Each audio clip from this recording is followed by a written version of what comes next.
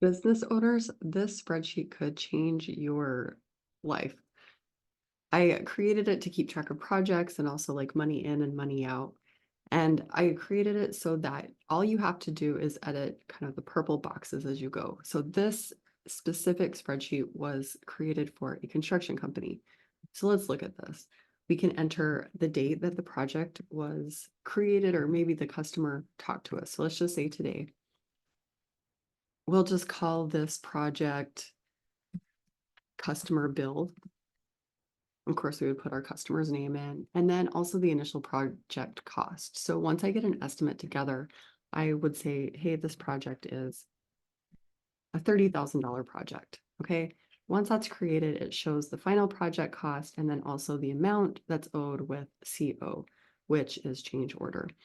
It also updates and populates this top 2024 total. So initial project cost, final project cost, amount owed, and amount paid. And that kind of helps keep track of the project costs as it progresses. I also have created some bars, progress bars that will show up in this part, and I'll show you that in a second. So if we look at the work progress, so I have my total progress here, I have work progress next. So I'm going to just scroll over a little bit. And so we have work progress. Okay, so I created an estimate that was $30,000. So I'm going to click, hey, estimate created. That populates the work progress bar and then also the total progress of the project. This customer decided they were going to keep that or wanted to hire us, so the estimate was signed. Awesome. I could move forward, order the supplies, and start the work. Okay, so now we're working, and let's say that there's a change order that has to happen. So, hey, there's a change order, and that change order is going to be $12,000. Once I add that change order, notice up here, my final project cost changed, right? And also if I scroll over here, final project cost changes. I still have my initial project cost, so I can see how it changes over the details, right? And I can go through, and if I get through all this, change order work complete, majority of work complete, all work complete, then my work progress bar is completely filled. Okay, my total progress is part way because I still have to go through the payment progress and also the subcontractor progress. So if I keep scrolling, the next thing is the subcontractors. So my project is customer build, amount owed to the sub, and this is how much we owe to that sub. So let's say I need to hire a subcontractor. He's going to charge me $10,000. Okay, so it updates, I owe the subcontractor $10,000. And over here, the final cost of the project also increases, right? So we have to keep track of that. So then as we go, right, subcontractor scheduled, the work's completed, and hey, now we're going to pay him. And we'll pay him, if we pay him the full amount, we put 10,000, let's say we just pay 5,000 to begin with, then it subtracts and we have the total subcontractor amount, right? So if we scroll back, the amount owed here is different based on that, and paid, it doesn't update there, but it'll update later and I'll show you where.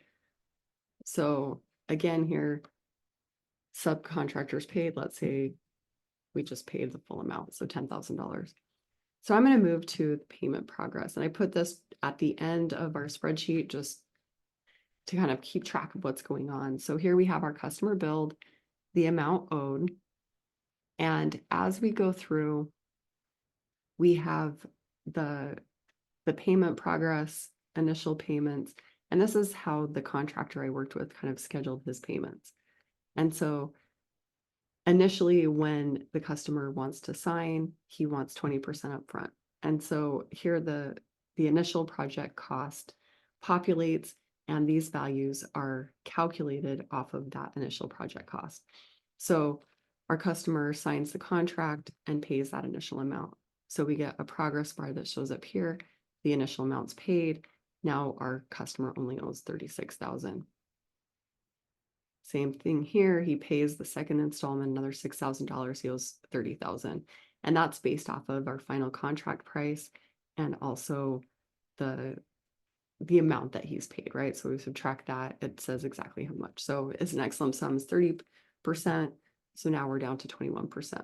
Okay, so we have initial project cost, the project cost final minus how much is paid. And the change orders and how much the subcontractors paid is updated here. Okay, and a lot of times, like with this company, the subcontractors paid through the business and not through the customer. And so that's why this is populated at 0, because our business paid the $10,000 here. Okay. So if we only paid 5,000 and the customer was supposed to pay 5,000, we come over here and the subcontractor payment is $5,000. And when the customer pays that, we click on it, it shows that he paid that amount and then also lowers the amount that he owes. So last thing I want to show you is now that the payment progress is updated, I'm going to scroll all the way back to the front of the spreadsheet. And notice our total progress has increased. Our work progress was completely done. Payment progress is about halfway. Subcontractors use that all the way. The customer owed $5,000 towards the subcontractor, so it shows up here. And then we have our totals where the initial progress is 30,000, final is 47, amount owed is 21, and the amount paid is 26.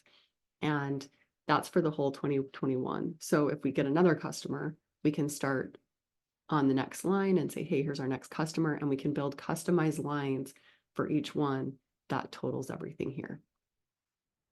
Hopefully that walks through the spreadsheet. And again, the only things you have to change, this populates total, is the purple boxes you have to fill in, and then also, these tick boxes. Other than that, everything calculates itself.